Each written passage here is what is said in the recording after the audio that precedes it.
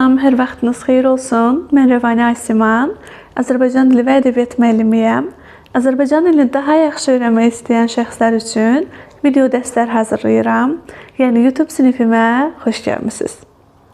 Deməli, biz əvvəlki dərslərimizdə fonetika və leksika bölmələrini bitirdik. İndi isə yeni bir mərhələyə başlayırıq. Söz yaradıcılığı bölməsinə. Fonetika dərsində fonetikanı evin bünövrəsinə bənzətmişdik, evin tikinti materiallarına bənzətmişdik. Leksikanı isə söz anbarına bənzətmişdik. Bugün söz yaradıcılığını dilin emalatxanası kimi təsəvvür eləyəcəyik. Bu bölmədə sözlərin təkcə mənalarına deyil, eyni zamanda necə qurulduğuna, sözün kökünə, şəkilçilərinə, yaranma məntiqinə addım-addım baxacağıq, addım-addım öyrənəcəyik. Hər yeni bölmədə olduğu kimi bu bölmədə də niyyətinizi, hədəfinizi qeyd eləyin. Ən sonuncu dərsimizdə hədəfinizə, niyyətinizə baxaraq yolunuzu ölçə bilərsiniz. İndi isə qeyd dəftərinizi və qələminizi götürün, başlayaq. Həmişəki kimi bu dərsimizi də 3 əsas sual vasitəsilə izah eləyəcəm. İndi birinci sualı qeyd eləyirəm. Birinci sualımız söz yaradıcılığı nədir?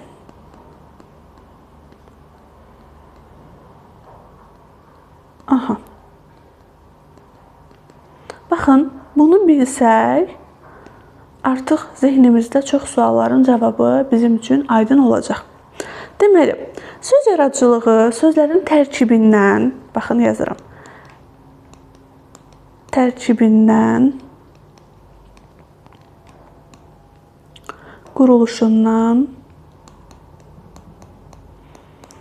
bəhs edən bölmədir. Tərkib, quruluş, hər ikisində baxanda anlayırıq ki, yəni sözlərin necə yaranmasından, necə ərsəyə gəlməsindən bəhs edən bölmədir. Daha sonra, söz yaradıcılığı əvəzinə biz, yadınızda saxlayın, sözün tərkibi yaxud morfemika terminlərindən də istifadə edə bilərik.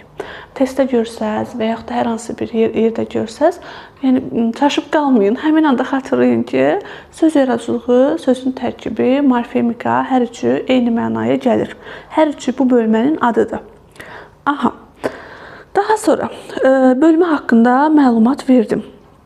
Bəs yaxşı, necə izah verə bilərəm? Necə daha yaxşı anlaya bilərik söz yaradıcılığını? Yəni bu bölmədə sözlərin mənası nədir yox, bu söz necə yaranıb, necə ərsəyə gəlib, necə qurulub, buna baxacağıq. Məsələn, fonetika bölməsində sözlərin yaranması üçün lazım olan səslərdən, saitlərdən, samitlərdən, hecalardan və s. danışırdıq. Söz yaradıcılığında isə sözlərin yaranması üçün lazım olan əsas anlayışları öyrənəcəyik. Məsələn, bir sözün yaranması üçün kök mütləqdir. Kök olmalıdır ki, o söz olsun. Əsas məsələ kökdür. Və yaxud da bəzi sözlər kökdən ziyadə şəkilçi ilə də yaranır. Kök, üstəgəl, şəkilçi. Yəni, burada bizim üçün lazım olan vasitələr var. Kök var, leksik şəkilçilər var, qrammatik şəkilçilər var. Bunlar hər biri söz yaradıcılığında öyrənilir. Belə, əvvəldə də demişdim, giriş hissəsində də demişdim. Mən söz yaradıcılığını dilin emalatxanası kimi təsəvvür eləyirəm. Sanki söz yaradıcılığı dildə olan bütün sözlərin toplandığı bir emalatxanadır. Kökün, şəkilçilərin hər biri oradadır. Elə bil ki, necə ki, sənətkar emalatxanada müxtəlif əşyalar hazırlayır, müxtəlif vasitələrdən. Eyni zamanda da dildə söz yaradıcılığı bu funksiyanı yerinə yetirir. Orada emalatxanamızda çoxlu köklər var, şəkilçilər var və həmin köklər, həmin şəkilçilər vasitəsilə yeni sözlər formalaşır. Yəni, söz yaradıcılığını biz nə ilə assosiasiya edə bilərik? Emalatxana sözü ilə assosiasiya eləyə bilərik. Qeyd eləyirəm. Emalatxana. Belə bir emalatxana bənzətməsinin sadəcə yadınızda qalması üçün qeyd eləyirəm. Kitablarda və s. yoxdur. Sadəcə bənzətdikdə daha yaxşı yadımızda qalır. Zehnimiz daha yaxşı təsəvvür elədiyi üçün heç bir zaman unutmur. Belə. Düşünürəm ki, artıq söz yaradıcılığı nədir sualının cavabını öyrəndiniz. Aha, indi keçək növbəti sualımıza. Növbəti sualımızı qeyd edirəm. Növbəti sual söz yaradıcılığını nə üçün öyrənək? Baxın, ən önəmli məsələ bu nə üçün, niyə sualıdır. Bunun cavabını qəşəng tapsaq, əgər bu bölməni çox yaxşı səviyyədə öyrənəcəksiniz. Gəlin baxaq görək, söz yaradıcılığını nə üçün öyrənmək lazımdır. Baxın, əvvəlcə onu deyim ki, söz yaradıcılığı dilin, bax bu düzdür, burada niyə yazmışam, amma necə sualının cavabıdır.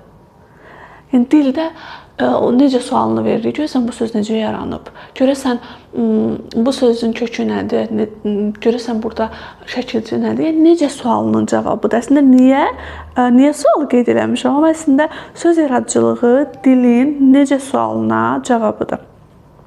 Biz sözün sadəcə mənasını öyrənmirik, bax, onun necə yarandığını, necə qurulduğunu anlayırıq. Söz yaradıcılığı vasitəsilə dildəki sözlərin necə yarandığını öyrənirik. Təsəvvür eləyin ki, bax nümunə ilə deyirəm ki, daha yaxşı yadınızda qalsın. Təsəvvür eləyin ki, sizə bir ev veriblər. O ev hazır bir şəkildədir. O evdə heç bir əməyiniz yoxdur. O evin heç bir küncündə sizin ruhunuzun izləri yoxdur. Üstəlik, o evin necə ərsə gəldiyini görməmisiniz. Sizcə belə bir evin dəyərini hiss eləmək, onun qiymətini bilmək necə olar? Yəni insan onu bacararmı? Heç bir əməyi olmayan, evin bütün o proseslərini müşahidə eləməyən biri o evə nə qədər qiymət verə bilər? Məncə çətin qiymət verər. Amma o evin tikilmə prosesində iştirak eləsəz, ustaları tanısaz, materiallara baxsaz, o evin nə qədər zəhmətlə ərsə gəldiyini görsəz, o ev sizin üçün dünyanın ən dəyərli evi olar. Baxın, elə söz yaradıcılığı da düşünürəm ki, bu bənzətməyə bənzəyir, bu evə bənzəyir. Çünki sözlər hazır şəkildə yaranmır. Onların arxasında bir məntiq, bir quruluş, bir hekayə, bir yaranma mexanizmi var.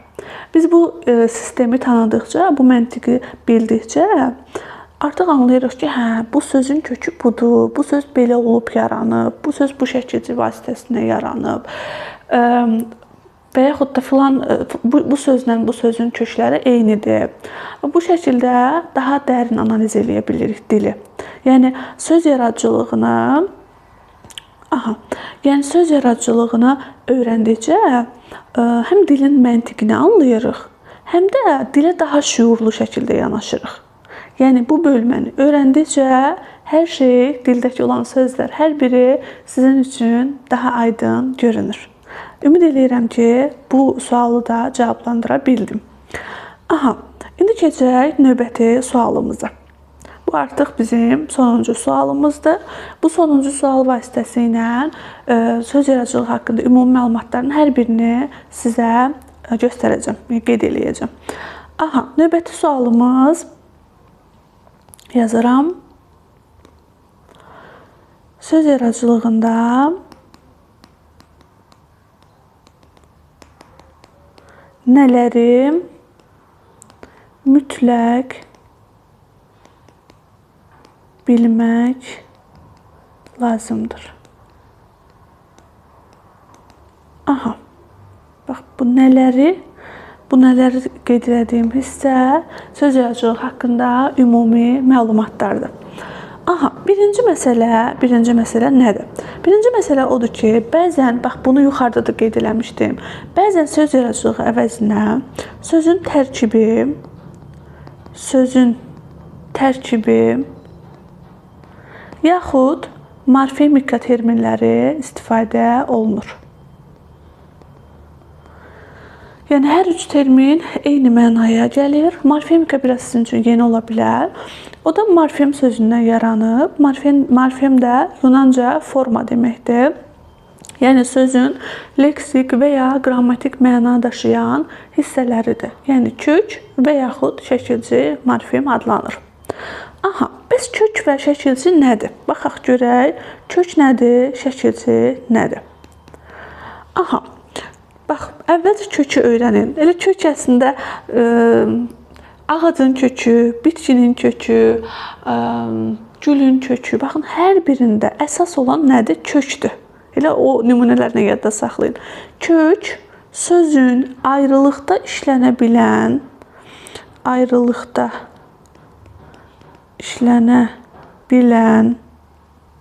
mənası olan, leksik mənası olan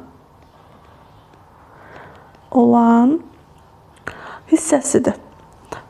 Kökü ümumi olaraq bildik. Kök ayrılıqda işlənə bilir və leksik mənası olur.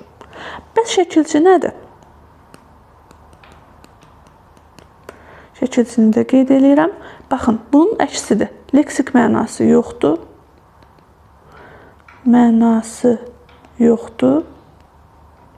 Ayrılıqda işlənə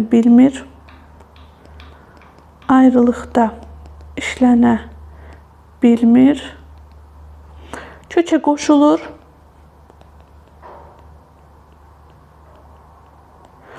Kökə qoşulub neyniyir? Leksik və yaxud qrammatik məna qazandırır, forma qazandırır. Belə, bunu da artıq qeyd eləmədim. Qısa qeyd eləyim yaxşı. Qrammatik